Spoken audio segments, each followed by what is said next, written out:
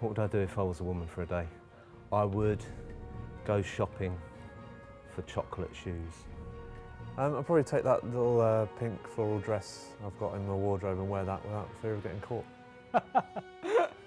Well, ignoring the obvious spending all day in the shower type answer. I think at the moment I would help breastfeed my new baby little girl. 4 boobs are better than 2. I think I'd probably get a map and get in the car and see if it really is that hard to find out where the hell you are. Well, I wouldn't be pregnant, that's for sure, because that's pretty horrendous. I think if I were a woman for a day, I would probably just enjoy the luxury of having some hair.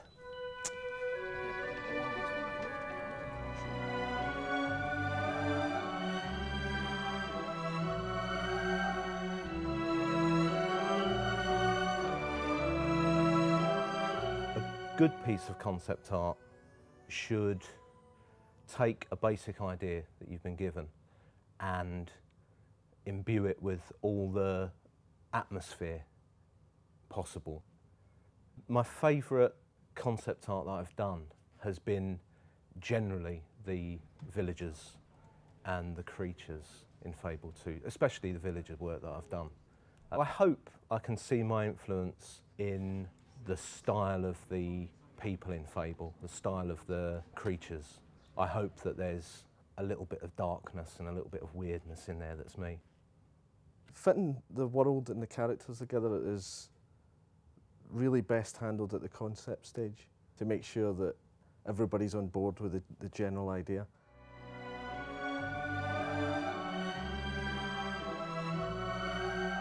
The art in Fable 2 obviously has a large technical kind of component to it.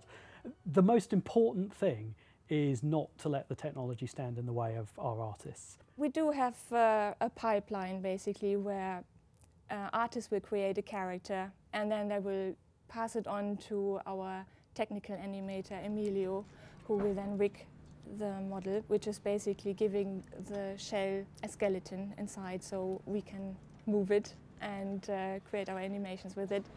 At the moment I'm just doing some polishing to the male hero's skin.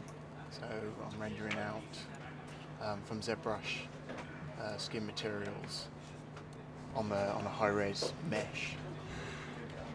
We have a dynamic time of day, and when you start looking at the current generation of consoles and the type of complicated pre-computed lighting that we have to do to make the world feel, really kind of alive, to do that with a dynamic time of day is actually, quite a tricky job. So that's one of the things we do. Also, we allow you to walk from outside straight into a house, pretty much any house in the game. Coping with the lighting and just the sheer amounts of memory it takes to store all of this stuff is really kind of complicated. So there are a lot of key kind of technology choices that really bring the Fable world to life.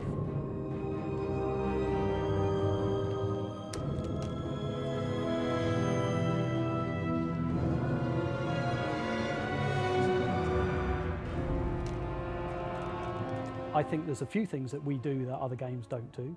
For a start, our morphing hero is definitely something that other games really don't do. There's a lot of emphasis in other games of customising your hero, but having a hero evolve dynamically as you play the game is a real challenge for us.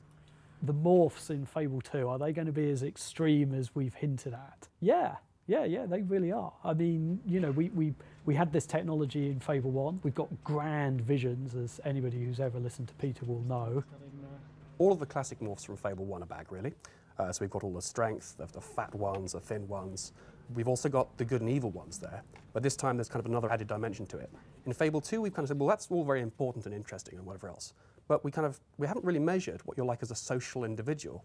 We haven't looked to see whether you're, I don't know, are you a gambler? We kind of looked at all the things that people were asking, sort of things like university purity tests. Have you ever kissed anybody? And we're kind of measuring those things throughout the game this time. And our hope is that we'll be able to bring those into the good and evil morphs and add a little bit more depth, so you don't kind of get the same, I'm evil, I look this way. This time it'll be, I'm evil, I look this way, and you can also tell what I'm like with other people as well.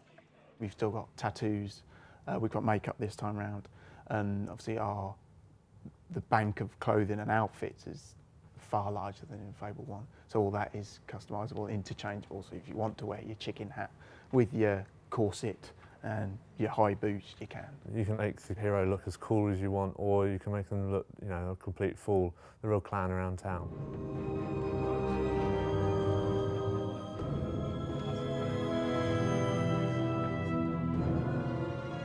What we want to do this time is make sure that you feel the terror of impending death, but this time kind of take the sting out of the risk by saying, okay, we're not going to rewind the game for you. You will lose something, you will lose some experience, but we're not going to force you to play that bit of the game again, because you're obviously having some difficulty with it. So what we're going to do instead is take the experience from the environment around you and use that for your kind of your one last heroic struggle. You'll rise up, kind of burst up with energy, and everybody will go flying, and the music will swell, and you'll feel very heroic for that moment.